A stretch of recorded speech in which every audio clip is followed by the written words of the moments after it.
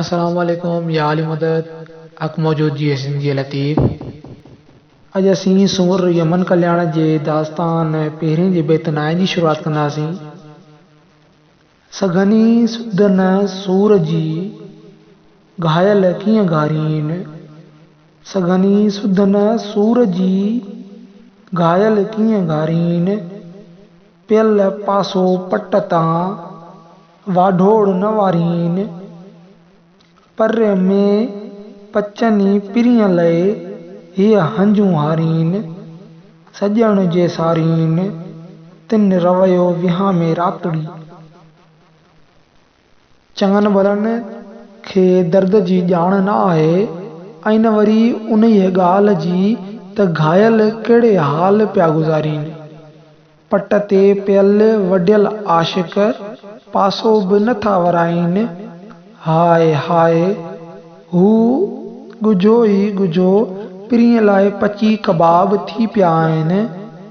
ॻोड़ा पिया ॻाणीन। जिन खे पिरीअ जी सार आहे तिन खे राति रोईंदे थी गुज़रे। बेत ॾहों सघनी सुधी न सूर जी था रुनकन रंजूरी।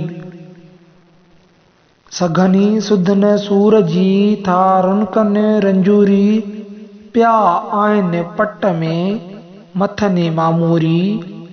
लॻई लऊं लतीफ़ चए सदा जे सूरी। पिरत जिन पूरी तिन रोवयो विहां में रातड़ी। चङनि भलनि खे दर्द जी ॼाण न आहे ऐं रंज में वरतल करकन ऐं किंझनि पिया।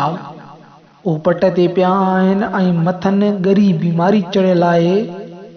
हुननि खे लऊं लॻल आहे ऐं हू हमेशह वारी दाइमी सूरीअ ते सवार आहिनि। जिन जी प्रीत या मोहबत मुकमल आहे तिन जी राति रोईंदे थी गुज़रे।